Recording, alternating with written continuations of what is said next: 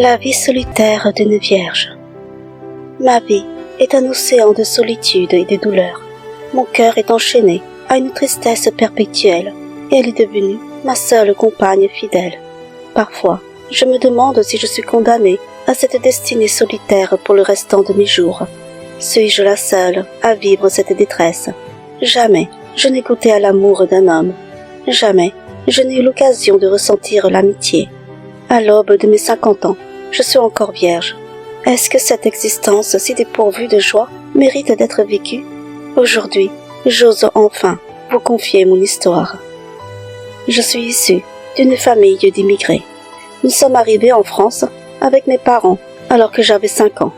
Avec le temps, mes parents ont agrandi notre fratrie en accueillant un petit frère et une petite sœur.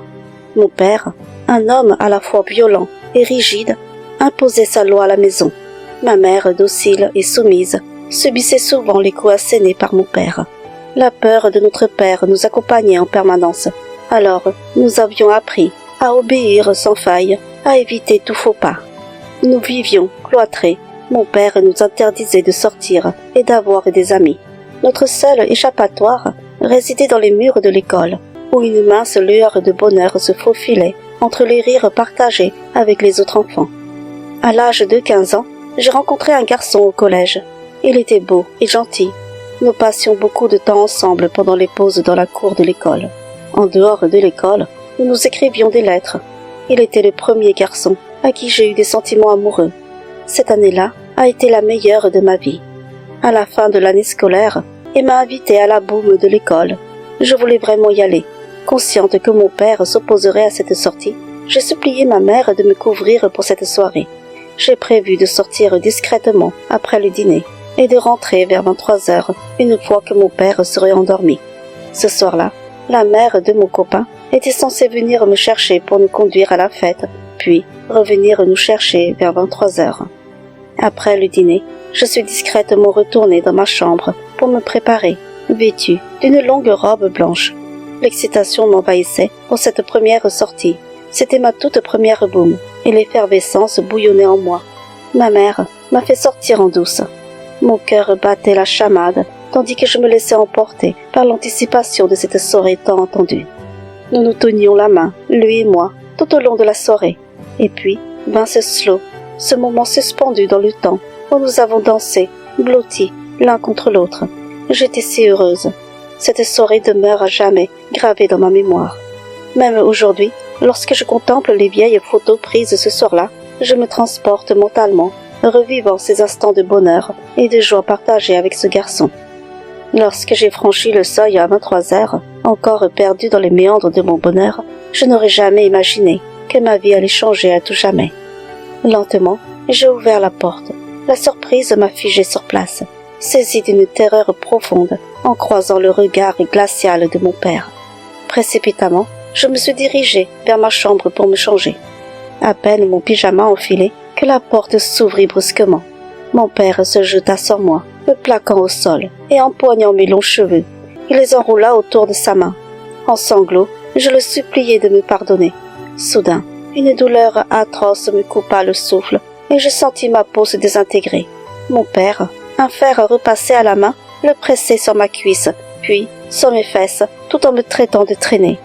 Figée par cette douleur insupportable, mes gémissements étaient à peine audibles. Ma mère se jeta alors pour stopper mon père, mais elle fut violemment projetée au sol. Mon père se tourna alors vers elle et lui appliqua le fer sur le dos. Les hurlements de ma mère résonnaient dans toute la maison. Mon petit frère et ma petite sœur, réveillés par les bruits, étaient tétanisés de peur en découvrant la scène horrible. Mon père me menaça de ne rien dévoiler à l'école si je tenais encore à la vie et à celle de ma mère. Les mots menaçants de mon père résonnèrent, percutants et empreints de colère, comme une lame tranchante dans mon cœur. Il quitta la pièce nous laissant gémissantes et gisant au sol. Depuis ce jour, je n'ai jamais pu retoucher un fer à repasser de ma vie. Ma mère a passé les jours suivants à soigner nos brûlures. La terreur me paralysait rien qu'à la vue de mon père.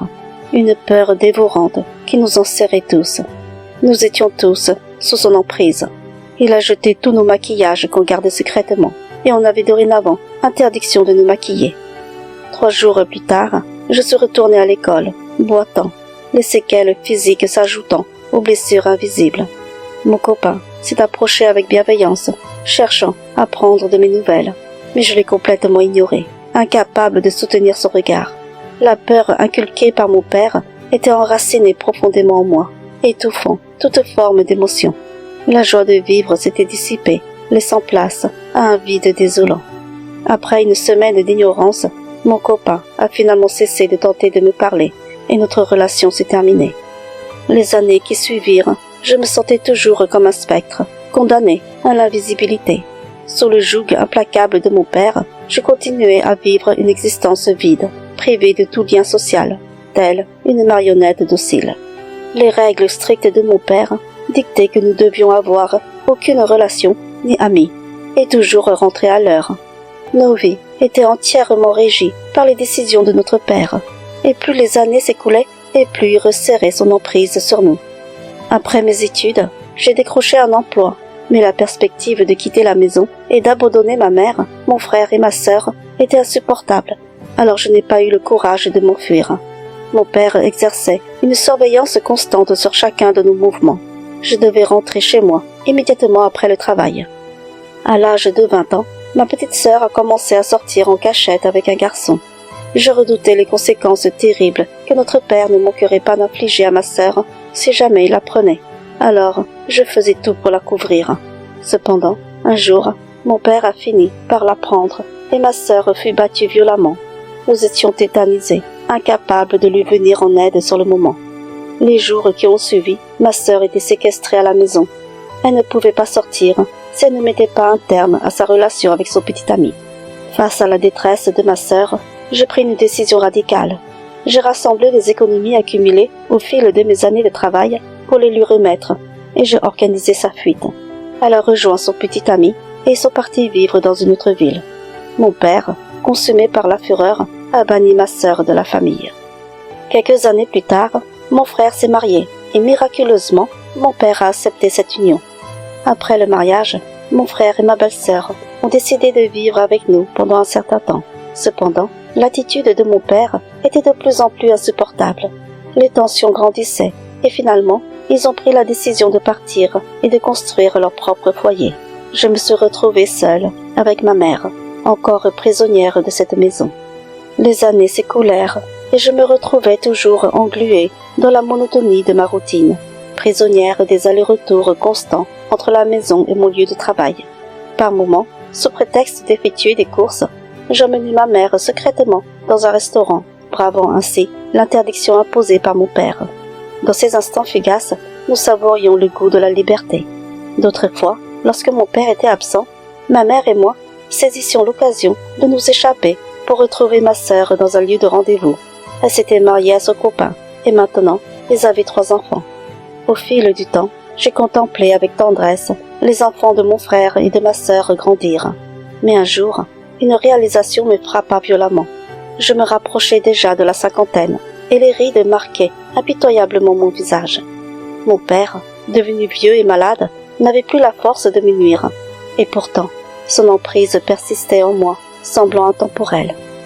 Lorsque le trépas l'a finalement emporté, j'ai ressenti un poids immense se délester de mon être. Une libération profonde m'envahir. Enfin, je me suis sentie libre. Après sa disparition, j'ai fait une découverte. Mon père avait modifié tous ses biens à mon nom, me nommant héritière de notre demeure et des économies accumulées au fil d'une vie. Ma mère est morte l'année suivante, me laissant seule dans cette grande maison déserte. Cette année, je vais avoir 50 ans. Mon père m'a légué sa fortune et je suis maintenant libre de réaliser mes rêves les plus chers. Voyager à travers le monde, vivre des expériences inédites telles que me rendre pour la première fois au cinéma, m'évader lors de vacances tant attendues, ou me régaler dans les restaurants qui font battre mon cœur. Cependant, à quoi bon tout cela si je n'ai personne avec qui partager ce moment unique? Lorsque je repasse en revue le fil de ma vie, une vague de tristesse déferle en moi. Je n'ai jamais eu d'amis, je n'ai jamais connu le frisson d'une passion amoureuse, ni même le goût d'un baiser échangé. Ma seule expérience d'intimité avec un garçon se limitait à tenir timidement sa main. Vous pouvez me critiquer, et me juger pour n'avoir pas eu la force et le courage de me libérer de l'emprise de mon père. Je suis déjà submergée par des remords et des regrets. Je réalise, avec amertume, que je finirai ma vie seule, sans connaître le bonheur d'avoir un enfant. Parfois, je me demande s'il existe d'autres femmes dans ce vaste monde qui, comme moi, sont demeurées des vieilles filles. À tous ceux qui sont entourés d'enfants, d'une famille aimante et d'amis fidèles, prenez conscience de la précieuse chance qui est la vôtre et saisissez chaque instant de bonheur qui se présente à vous.